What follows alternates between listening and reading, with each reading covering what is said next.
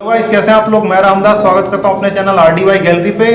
तो हम आज बात करेंगे इंडिया का मल्टी मॉडल प्रोजेक्ट। इंडिया का सबसे बड़ा मल्टी मॉडल प्रोजेक्ट सनद गुजरात के अंदर बन रहा है, जिसके की एस्टिमेटेड ज़मीन जो है 1450 से लेके 1500 एकड़ की ज़मीन होगी और जिसमें 50,000 करोड़ की इन्वेस्टमेंट आने का पूरा संभावना। इस इन्वेस्टमेंट के साथ ये बनेगा अडानी ग्रुप, और ये PPP मॉडल है, प्राइवेट पब्लिक पार्टनरशिप मॉडल पे ये बन रहा है। और गवर्नमेंट जो है आपका पूरे के पूरे इंडिया के अंदर 35 लॉजिस्टिक पार्क बनाने की तैयारी में है, और आपका चेन्नई, बेंगलुरु, हैदराबाद, सूरत, और यहाँ पे जो है काम जो है ऑलमोस्ट शुरू हो चुका है, और ये धीरे धीरे जो है आगे चल के इस पे बनेगा।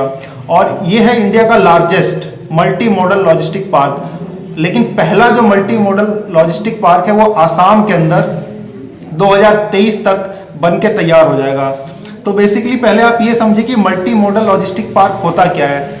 वो एक ऐसा इलाका होता है जहाँ की आपके काफ़ी सामान होता है, जिसको आपको लैंड रूट से जुड़ा होता है, एयर रूट से जुड़ा होता है, सी रूट से जुड़ा होता है, रेल रूट से जुड़ा होता है। यानी कि हमारे पास किसी भी चीज़ की दिक्कत नहीं होती। हमारी ट्रांसपोर्टेशन का जो है हमारा पूरा एक सिस्टम होता है जिसमें रेल, रूट, एयर सबसे वो जुड़ा होता है, जिसको बोलते हैं मल्टी मॉडल। यानी कई सारे मोड ऑफ ट्रांसपोर्ट है हमारे पास सामान को ट्रांसपोर्ट करने का। तो बेसिकली अगर आप देखेंगे तो इसका एक सबसे बड़ा रूट आपका, ठीक है, आपका किसी भी रूट से जुड़ा उससे फर्क नहीं पड़ता, लेकिन एक स्टोरेज जो है उसके अंदर एक बहुत बड़ा क्वेश्चन होता है कि क्या आपके पास स्टोरेज है वहाँ पे। तो स्टोरेज भी एक उसका एक बहुत बड़ा पार्ट है। तो बेसिकली अगर आप देखेंगे तो logistic efficiency enhancement program LEAP, इस प्रोग्राम के अंदर इंडिया के अंदर गवर्नमेंट जो है 35 लॉजिस्टिक पार्क जो है बनाने की तैयारी में है। तो इसमें आप देखेंगे इस पोर्ट का बेसिकली मतलब क्या है। एक लॉजिस्टिक पार्क गुजरात के अंदर बन रहा है, और दिल्ली के अंदर कोई कंपनी है जिसको माल उठाना है म्यांमार से, या सपोज कीजिए UAE से। UAE से अगर वो रॉ मटेरियल, यानी कि अगर कोई दवाई की कंपनी दिल्ली के अंदर है और उसको UAE से शीशियाँ उठानी है, तो वो शीशियाँ जो है गुजरात के अंदर कितनी जल्दी आती हैं और गुजरात से कितनी जल्दी उस दिल्ली की कंपनी के पास पहुँचती है, और उसके बाद उस कंपनी को अगर अपना माल अरब में या फिर ईरान में कहीं भी ट्रांसपोर्ट करना है, तो रॉ मटेरियल लेने के बाद उसके अंदर दवाई डालने के बाद वो दोबारा उस दवाई को लॉजिस्टिकली जो है गुजरात सप्लाई कर सके, और उसके बाद वहाँ से जो है ऑल ओवर द वर्ल्ड वो दोबारा अपने माल को एक्सपोर्ट करे। यानी एक लॉजिस्टिक पार्क जो होता है, कंपनी वहाँ से इम्पोर्ट और कितनी जल्दी एक्सपोर्ट कर सकती है। तो इसमें जो खर्चा लगता है और इसकी जो एफिशिएंसी है उसको बढ़ाने की जरूरत है। यानी कम खर्चे में हम ज़्यादा से ज़्यादा माल को इंपोर्ट करके उसको एक्सपोर्ट कितनी तेजी से कर सकते हैं। यानी कॉस्ट और स्पीड, इसमें दोनों मैटर करता है। तो इसमें बेसिकली अगर देखेंगे तो इंडिया का जो लॉजिस्टिक खर्चा है वो बहुत ज़्यादा है, 13%। यानी कि 100 रुपये के माल में आपका 13 रुपये लॉजिस्टिक का खर्चा है, यानी कि 13%। ये बहुत बड़ा अमाउंट होता है। और अगर अदर कंट्रीज़ को देखेंगे तो 8% के आसपास होता है। और चाइना से हमारा लॉजिस्टिक खर्चा जो है 72% हाई, यानी कि 72% हाई लॉजिस्टिक रेट है। तो हमें अगर चाइना के साथ compete करना है तो इंडिया के अंदर बहुत सारे लॉजिस्टिक पार्क बनाने पड़ेंगे, जो ये गवर्नमेंट ने 35 जो करा है कि बहुत अच्छा कदम है।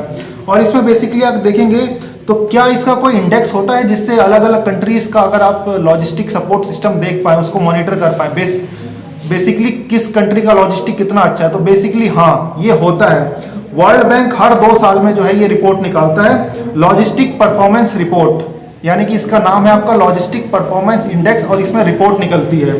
तो इसमें बेसिकली देखेंगे तो नंबर 1 कंट्री जो है वो है जर्मनी।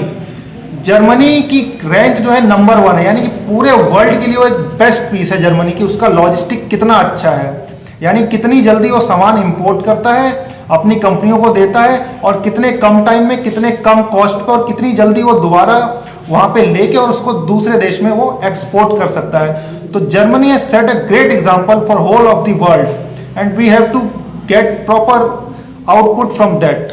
तो इसमें अगर आप बेसिकली देखेंगे इंडिया की जो रैंक है वो 44 है, 44 रैंक है 160 कंट्री में इंडिया की, और लास्ट रैंक है अफगानिस्तान की।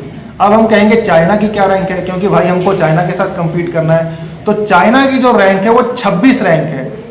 बेसिकली चाइना की 26 है, इंडिया की 44 है।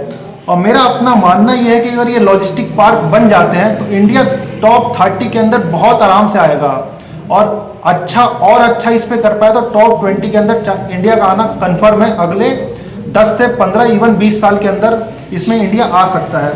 तो लॉजिस्टिक का इसीलिए इंडस्ट्रीज के ऊपर बहुत बड़ा इम्पैक्ट पड़ता है। तो इसीलिए हम जो है लॉजिस्टिक्स के अंदर बहुत तेज़ी से काम कर रहे हैं, और जैसे जैसे ये 35 लॉजिस्टिक पार्क बन के आएंगे, इंडिया के लिए एक बहुत बड़ा बूम होगा एक्सपोर्ट के अंदर, और लॉजिस्टिक कॉस्ट घटेगा तो हमारे जो प्रोडक्ट की जो डिमांड है वो बढ़ेगी, क्योंकि इसका कॉस्ट घट जाएगा। तो कॉस्ट घट जाएगा तो अपने आप डिमांड बढ़ जाएगी।